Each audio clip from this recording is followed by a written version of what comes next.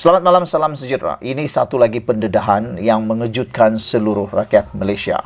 Bayangkan saudara-saudara, 93 unit ventilator yang dibekalkan kepada Kementerian Kesihatan Malaysia tidak boleh diguna dengan kerugian sebanyak RM13,07 juta. Sebelum saya teruskan ulasan dan pendedahan panas ini, yang lebih panas daripada neraka ini, Anda harus tekan dulu butang subscribe dan tinggalkan komen Anda. Anda wajib share video ini supaya semua orang tahu apa sebenarnya berlaku dengan keuangan negara kita. Apa sebenarnya berlaku dengan negara yang kita cintai ini. Bayangkan saja begitu banyaknya pembaziran yang berlaku dalam Malaysia. Macam yang sebelum ini saya pernah tanya, kalau Anwar Ibrahim tidak jadi Perdana Menteri, adakah pendedahan-pendedahan panas seperti ini akan kita tahu? Pembaziran-pembaziran seperti ini akan kita tahu? Ataupun adakah ia akan tersembunyi, dilipat di bawah bantal, dilipat di bawah katil, dilipat di bawah peti besi dan tidak akan diketahui sampai selama-lamanya? Adakah inilah yang puncanya orang tak mahu Anwar Ibrahim jadi Perdana Menteri sebab mereka takut? Takut apa? Takut pendedahan-pendedahan panas luar biasa seperti ini didedahkan. Bayangkan saja, pendedahan seperti ini berpuluh-puluh tahun, bertahun-tahun berlaku, tak pernah dikasih tahu. Tapi akhirnya bila Anwar Ibrahim jadi Perdana Menteri, satu persatu didedahkan. Dan memang mengejutkan kita. Macam dalam konten saya sebelum ini, ada juga orang yang marah. Tapi tak apalah. Begitulah terkejutnya saya sampai malaikat-malaikat di surga pun terkejut. Terkejut apa? Bayangkan pendedahan ini saudara. 93 unit ventilator yang dibekalkan kepada Kementerian Kesihatan Malaysia tidak boleh guna dengan kerugian sebanyak RM13,07 juta. Bukankah ini satu kebodohan? Bukankah ini satu perkara yang boleh dielak tapi telah berlaku? Kita rugi begitu saja 13,07 juta apabila 93 unit ventilator yang dibekal kepada KKM tidak boleh guna. Siapa punya kerja ini, siapa orang yang membekal, perlu kita tahu. Kalau boleh dihadapkan ke mahkamah, kalau boleh diambil tindakan. Kerana ini sebenarnya terang-terang merugikan kerajaan. Bukan saja merugikan kerajaan, merugikan rakyat. Sebab ventilator ini kegunaan rakyat. Tapi tak boleh guna. Bayangkan 93 itu boleh digunakan untuk menyelamatkan berapa puluh ratus ribu jiwa, nyawa. Tapi oleh kerana tak boleh guna, nyawa pula digadaikan. Sebanyak 93 daripada 136 unit ventilator yang dibekalkan syarikat kepada fasiliti Kementerian Kesihatan Malaysia KKM antara tahun 2020 hingga April 2022 ketika pengurusan COVID-19 tidak dapat digunakan. Ketua Audit Negara Datuk Seri Nik Azman Nik Abdul Majid berkata, ia menyebabkan kerugian dianggarkan sebanyak RM13,07 juta.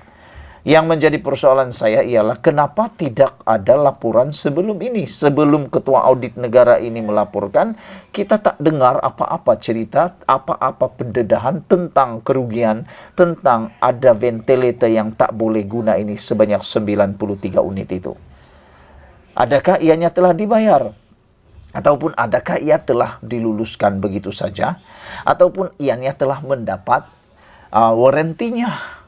Kalau tidak, itu betul-betul amat merugikan Malaysia.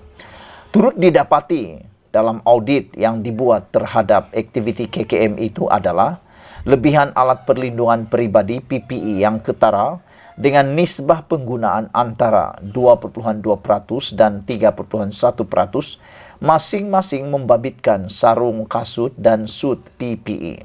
Katanya, ia berbaki sebanyak 3.08 juta pasang sarung kasut dan 0.84 juta helai suit PPE. Wah, ini memang melampau kelebih-lebihnya.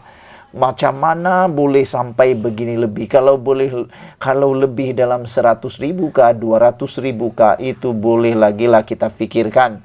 Itu boleh lagilah kita terima akal. Tapi bayangkan saudara-saudara sekalian, berlaku lebihan sebanyak 3,08 juta pasang kasut dan 0,84 juta helai sut PPE. Yang saya heran, kenapa sut PPE 0,84 juta, tetapi kasut pula ada 3 juta. Adakah kasut itu tidak digunakan pakai sehingga ada lebihan begitu banyak?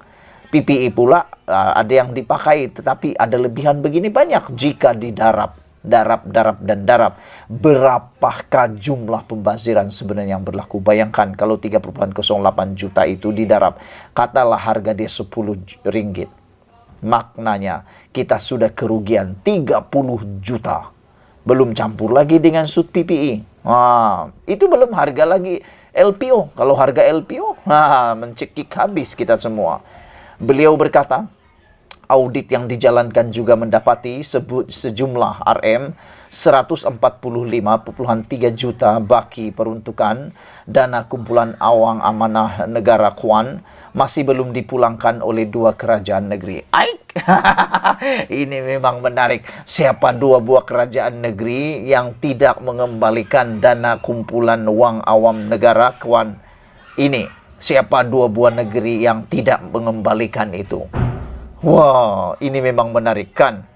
Terdapat kelemahan dalam aspek pengurusan program yang perlu diberi perhatian, yaitu sejumlah RM 145,3 juta baki peruntukan dana Kuan masih belum dipulangkan oleh kerajaan negeri sehingga April 2022, kata beliau.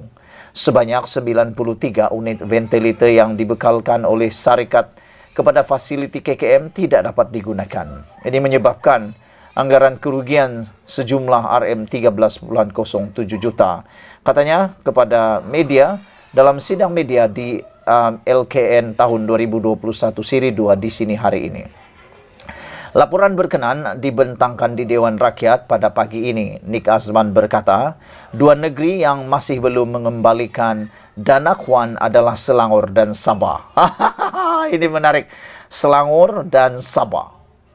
Dua negeri ini belum kembalikan lebihan baki.